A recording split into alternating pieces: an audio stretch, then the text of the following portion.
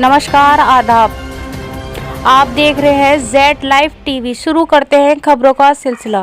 अलीगढ़ में राष्ट्रवादी छात्र संगठन के पदाधिकारियों ने तस्वीर महल चौराहा से पैदल मार्च निकाला और जिलाधिकारी कार्यालय पर यूजीसी का पुतला दहन किया एवं महामहिम राष्ट्रपति महोदया के नाम एक ज्ञापन सौंपा।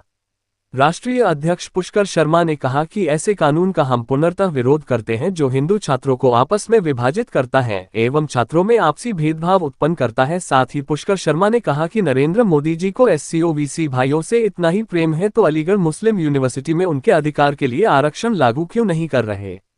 मोदी जी का हिटलर शाही फरमान बर्दाश्त नहीं किया जाएगा और इसका जवाब 2027 के चुनाव में अवश्य दिया जाएगा। साथ ही उपाध्यक्ष संदीप यादव जी ने कहा कि यूजीसी में हिंदू छात्रों के खिलाफ प्रभाव डालने वाले काले कानून को तत्काल प्रभाव से रोका जाए। महासचिव मनीष प्रताप ने कहा कि यह लड़ाई सड़क से संसद तक जाएगी। सचिव शानू शर्मा ने कहा कि राष्ट्रवादी छात्र संगठन ऐसे काले कानून का बहिष्कार करता है एवं मोदी तेरी तानाशाही नहीं चलेगी के नारे भी लगाए। साथ में उपस्थित रहे निहाल सिंह राजपूत, अनिकेत कुमार, विकास चौधरी, अश्वनी पंडित, वरुण यादव, दिव्यांशु, गब्बर, लालू, रोहन, मयंक, अनमोल, कार्तिक एवं महिला शक्ति। आज राष्ट्रवादी छात्र संगठन के सभी पदाधिकारियों ने यूजीसी नामक एक काले कानून का पूर्णतः विरोध किया है। हम लोग यूजीसी का पुतला भी फूकेंगे और माननीय राष्ट्रपति महोदया जी के नाम एक ज्ञापन भी संबोधित करेंगे। हमारा मुख्य कारण यही है कि जिस तरीके से माननीय मुख्यमंत्री जी, सूबे के माननीय मुख्यमंत्री कहते हैं बटोगे तो कटोगे, दूसरी ओर हमारे देश के यशस्वी प्रधानमंत्री सत्ता में बैठे कुछ सत्ताधारियों ने एक काले कानून यूजीसी नामक बिल को जो है पास कर दिया है।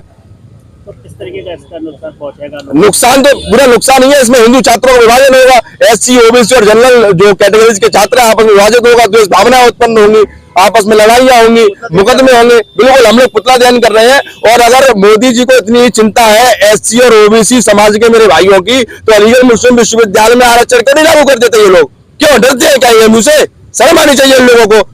ये लोग एक तरफ हिंदुओं का वोट लेते हैं, दूसरी ओर हिंदुओं को विभाजन करने की बात करते हैं। शर्म आनी चाहिए मोदी जी को। इसका नाम ज्ञापन दें? हम लोग माननीय राष्ट्रपति महोदया जी के नाम ज्ञापन देंगे। क्या नाम है ज्ञापन? मेरा नाम पुष्कर शर्मा है, राष्ट्रीय अध्यक्ष राष्ट्रवादी छात्र संगठन। यूजीसी का कानून लाने की बात जो की जा रही है उसे लेकर सड़कों पर आंदोलन देखने को मिला। पीएम मोदी के खिलाफ नारेबाजी हो रही है, कह रहे हैं कि पीएम की खैर नहीं। देखिए, मैं समझता हूं कि अभी किसी तरह का यूजीसी कानून अभी ना कोई पारित हुआ, ना अभी कोई लोकसभा में भी प्रेजेंट हुआ है। तो मैं समझता हूं कि इस तरह की अफवाहें अभी इस तरह का, क्योंकि मैं भी लोकसभा का सांसद हूं, अभी यहाँ क्या नाम मेरे क्षेत्र की समस्या थी उसको लेकर के मैं आया था, तो अचानक यहाँ मिले, मेरी बात है, वो खड़े थे, मैंने रुक करके सुना भी है और निश्चित ही मैं समझता हूँ अभी इस तरह का कोई भी बात नहीं।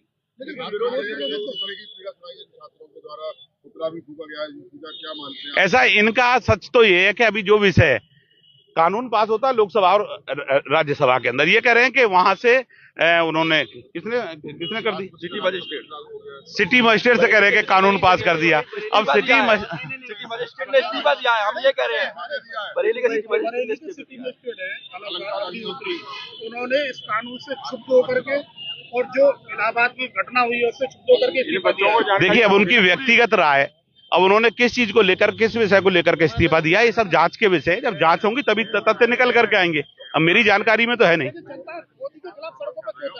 देखिए, मैं समझता हूं कि किसी तरह का, मुझे आज पहली बार, इसमें कोई दो राय नहीं, हम भी जनता की लोग हैं, जनता चुनती है, जनता का अधिकार है जब तक हम लोग हैं।